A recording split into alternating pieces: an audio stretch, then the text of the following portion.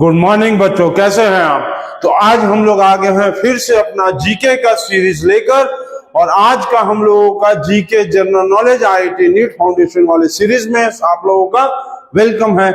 और ये हम लोगों का brilliant coaching IIT NEET junior foundation और क्लास 9 to 12 फाउंडेशन सीरीज के लिए जो भी बच्चे ज्वाइन करना चाहते हैं कोर्सेस को दिए गए हुए नंबर पे इंफॉर्मेशन आप चाहे तो ले सकते हैं। तो हम लोग स्टार्ट कर दिया जाए। आज हम लोग का GK general knowledge IIT NEET foundation junior का आज हम लोगों का होने जा रहा है टॉपिक नंबर 25 और 24 वाले टॉपिक तक में बहुत सारे बच्चों ने कमेंट किया, बहुत सारे व्यूज भी आए और बहुत सारी चीजें जाने भी हम लोग। और अब हम लोग जीके क्या है पीपीटी के साथ पढ़ाया जा रहा है, ठीक है। तो स्टार्ट कर दिया जाए हम लोग। चलो आज हम लोग स्टार्ट कर देते हैं GK general knowledge IIT NEET foundation class 5 to 8 के लिए। और आज हम लोगों का होने जा रहा है टॉपिक नंबर 25।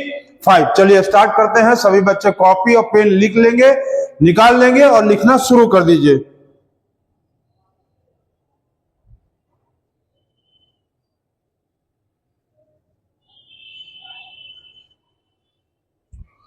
तो स्टार्ट कर दिया जाए। चलिए आज का फर्स्ट क्वेश्चन देखते हैं हम लोग जीके का। क्या दिया हुआ है, विच इज द बिजिएस्ट क्या लिखा है, which is the world's busiest airport. World's busiest airport कौन सा है बताना है। तो आपको पता है, किसी बच्चे को पता है world's busiest airport. World's busiest airport कौन सा है, Hartsfield Jackson airport in Atlanta.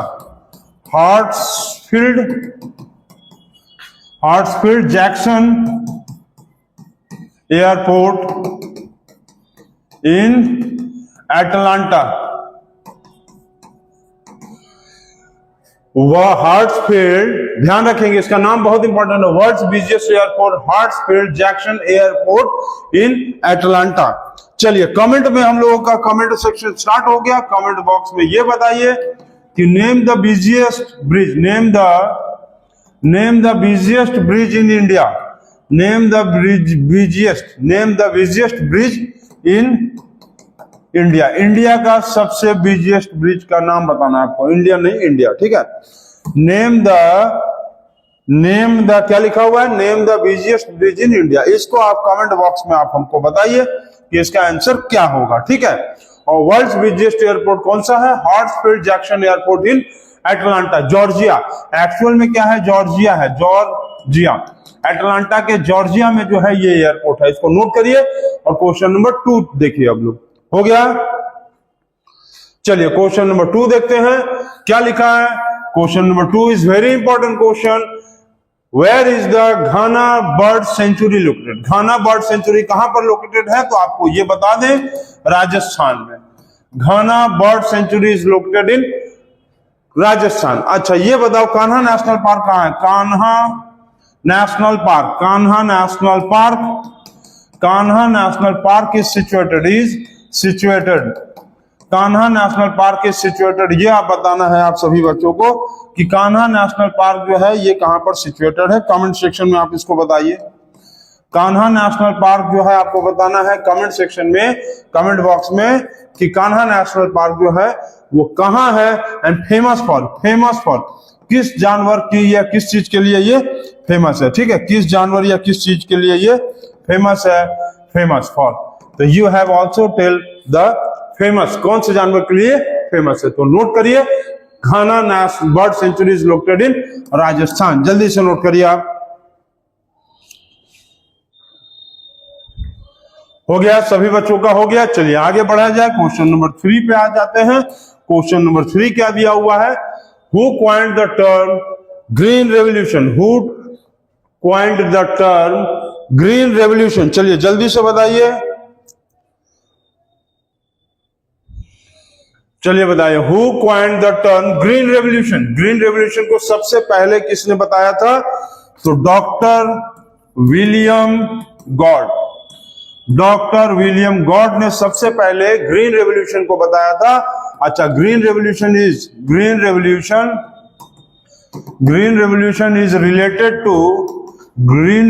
Is related to production of wheat. क्या है? वीट।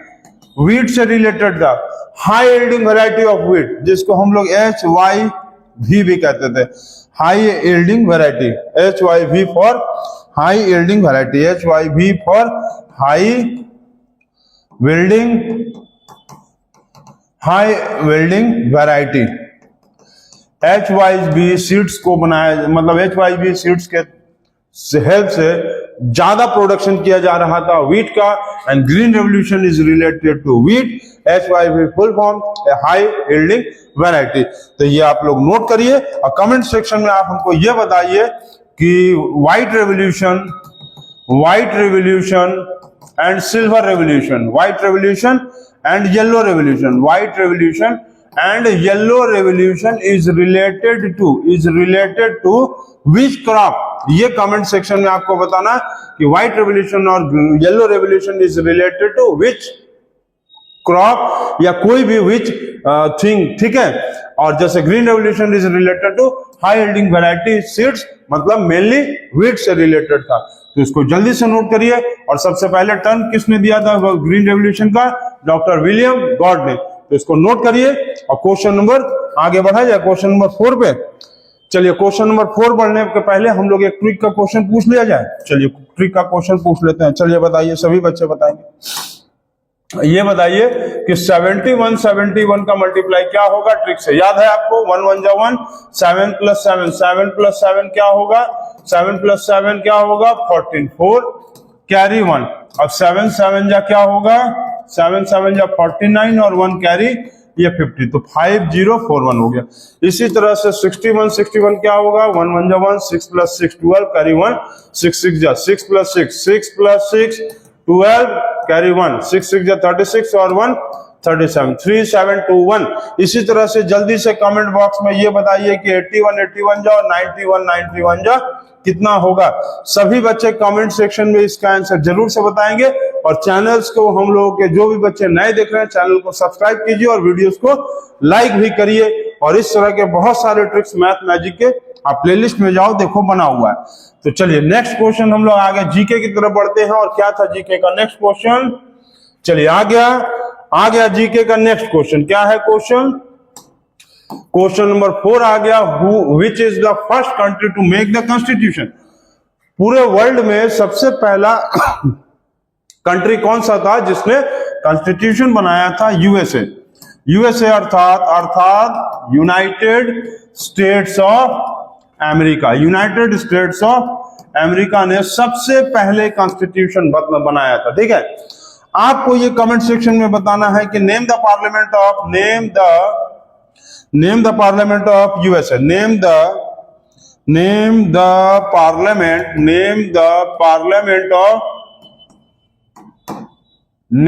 पार्लियामेंट ऑफ यूएसए के पार्लियामेंट का क्या नाम है, ये आपको बताना है। जैसे इंडिया के पार्लियामेंट का नाम है संसद भवन, इसी तरह से यूएसए के पार्लियामेंट का क्या नाम है। और आपको ये बता दें कि चाइना के पार्लियामेंट का क्या नाम है। तो चाइना के पार्लियामेंट के बारे में आप लोगों को हम बताए थे, and the name of the Chinese parliament is that, ठीक है। ये आपको पता होना चाहिए। और कमेंट सेक्शन में आप ये बताइए कि name the parliament of USA. Comment box में इसका आंसर बताइए। Question number 4 is completed. और नेक्स्ट नंबर क्वेश्चन पे हम लोग मूव करते हैं। और क्वेश्चन नंबर 5 क्या दिया हुआ है? Very very very easy question. ये तो बहुत ही एकदम हलवा क्वेश्चन है। चलिए पढ़िए इसको, क्या लिखा है? What is the ratio of the width? Width का मतलब क्या होता है? विड्थ का मतलब होता है ब्रेथ। विड्थ मतलब ब्रेथ। तो ये कहा है कि नेशनल फ्लैग है, ये नेशनल फ्लैग है। अब इसका ये ब्रेथ है और ये इसका लेंथ है। तो ब्रेथ और लेंथ का रेशियो पूछा है। अब बच्चे कंफ्यूज हो जाते हैं। बच्चों जो है ना, आप कंफ्यूज मत होइए। लेंथ और ब्रेथ का रेशियो आप लोग पढ़े हैं बुक में 3:2। लेंथ और ब्रेथ का रेशियो होता है इंडियन फ्लैग का रेशियो 3:2। बट द क्वेश्चन में यहां पर पूछा था विड्थ। विड्थ का मतलब होता है ब्रेथ। विड्थ का मतलब होता है तो ब्रेथ। तो ब्रेथ और लेंथ का रेशियो पूछा है। तो ब्रेथ और लेंथ का रेशियो जस्ट इसका ऑपोजिट हो जाएगा 2:3। And the answer is 2:3। Comment box में, कमेंट सेक्शन में आपको ये बताना है how many spokes are there in the Indian flag. Indian flag में कितने स्पोक्स होते हैं? And you will have to tell that how many spokes are there in the Indian flag. Spokes का मतलब जैसे यहां पर चक्र होता है, तो इस तरह से ऐसे ऐसे करके कितने स्पोक्स होते हैं, you will have to tell the how many spokes. चलिए नोट करिए और आगे बढ़ा जाए, क्वेश्चन नंबर 6 पे बढ़ लिया जाए। चलिए जल्दी से नोट करिए।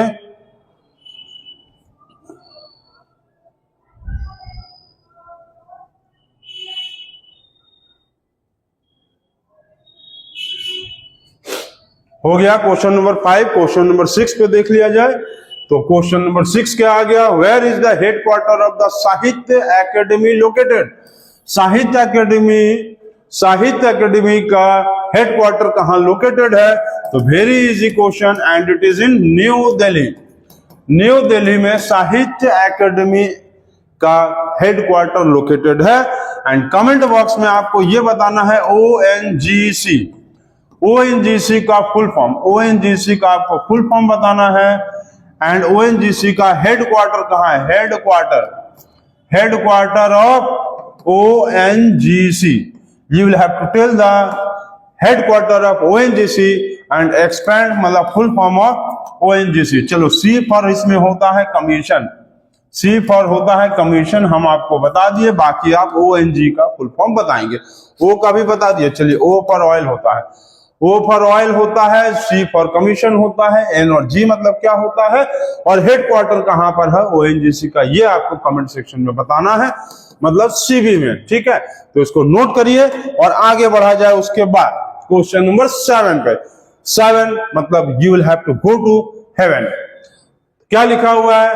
विच is the longest river in India? Very very easy question. इसको इस तरह के क्वेश्चन को हम लोग क्या कहते हैं? हलवा क्वेश्चन, एकदम हलवा वाला क्वेश्चन, तुरंत भी बता देगा, कोई भी बच्चा बता देगा। Longest river in India is the Ganga river. The Ganga river क्या है? The Ganga river is the longest river in India. आपको यह बताना है कमेंट सेक्शन में, आपको यह बताना है कि name the by which name Ganga is known in Bangladesh. Bye which name is the river Ganga known in Bangladesh. Bangladesh में गंगा रिवर को किस नाम से जाना जाता है? कमेंट सेक्शन में बताइए। By which name is the river Ganga known in Bangladesh? चलिए कमेंट सेक्शन में इसका आंसर बताइए। और question number 7 is completed. And now you will have to move to the question number 8। And now see the question number 8। क्या है question? Madhubani style of folk painting is popular in which state of India? जल्दी से बना दें, जल्दी से बताएंगे इसका आंसर। मधुबनी कहां का पेंटिंग स्टाइल है? हाँ सही बताए हैं सभी बच्चे। मधुबनी जो है जगह है भी है बिहार में, बिहार। तो बिहार का आपको फुल फॉर्म हम बता दें। बिहार का फुल फॉर्म होता है बेहतर इंडिया है और रहेगा। B फॉर बेहतर, I फॉर इंडिया, है, H फॉर ए और A फॉर है और रहेगा। समझ गया क्या बोले? बेहतर इंडिया है और रहेगा, that is called as the Bihar. बेहतर इंडिया है और रहेगा, तो इसीलिए बिना बिहार के इंडिया का सोचना ही मुश्किल है कि बिहार के बिना इंडिया भी हो सकता है। और बहुत सारे ज्ञानी भी जो है बिहार से निकले हैं, जैसे गौतम बुद्ध को भी ज्ञान जो है बिहार में ही मिला है। Chanakya is also originated from Bihar. ठीक है, शकुंतला देवी, बहुत सारे लोग ऐसे हैं। तो Madhubani style of painting is situated मतलब is popular in which state? Bihar. तो आपको कमेंट सेक्शन में यह बताना है कि name the old capital of Bihar. Name the old capital of Bihar.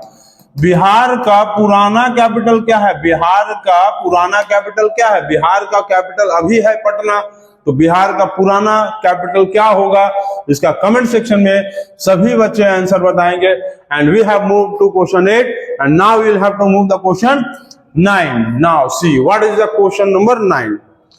Question number 9 is very fine. 9 मतलब फाइन। तो जल्दी से बताइए कि how many countries share their boundaries with India.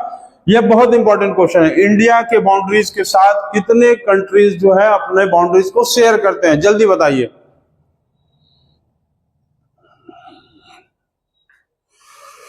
जल्दी बताइए, जल्दी। How many countries share their boundaries with India.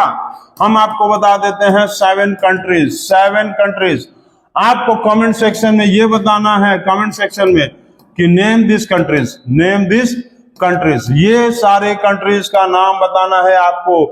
एक कंट्री म्यांमार है, अफगानिस्तान है, बांग्लादेश है, पाकिस्तान है, चाइना है, बाकी आपको बताना है। तो 7 कंट्रीज हैं और 7 कंट्रीज का आपको नाम बताना है। हम बता चुके हैं आपको, म्यांमार, पाकिस्तान, बांग्लादेश, अफगानिस्तान, चाइना और भी कंट्रीज है। आप इसका नाम बताइए कमेंट सेक्शन में कि कौन कौन से कंट्रीज जो है इंडिया के बाउंड्री लाइंस को टच करते हैं। ठीक। अच्छा, कमेंट सेक्शन में एक चीज और बताइए कि name the international boundary line, name the international border line with Pakistan. Pakistan के साथ जो बॉर्डर लाइन है, पाकिस्तान के साथ इंडिया का border line with Pakistan and India. India और पाकिस्तान का जो बॉर्डर लाइन है, इंटरनेशनल बॉर्डर लाइन, उसको हम लोग किस नाम से जानते हैं? You will have to tell this answer in comment box. And now move to the last question of this topic number 25। जल्दी से नोट करिए इसको।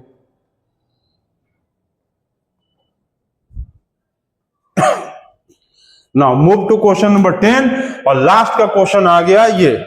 चलिए जल्दी से पढ़ लीजिए क्वेश्चन नंबर क्या लिखा है 10 नंबर में। रविन्द्रनाथ टैगोर जन गण मन was adopted as India's national anthem. How many stanzas of this song were adopted? इस स्टैंजा में कई लाइन था, आपको इसमें बताना है कितने स्टैंजा, मतलब कई लंबा पोएम था। आपको ये बताना है कि इसमें कितने स्टैंजास को नेशनल एंथम में लिया गया। जल्दी से बताइए इसका आंसर आप।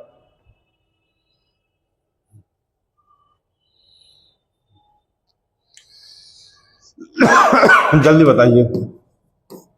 Only one stanza.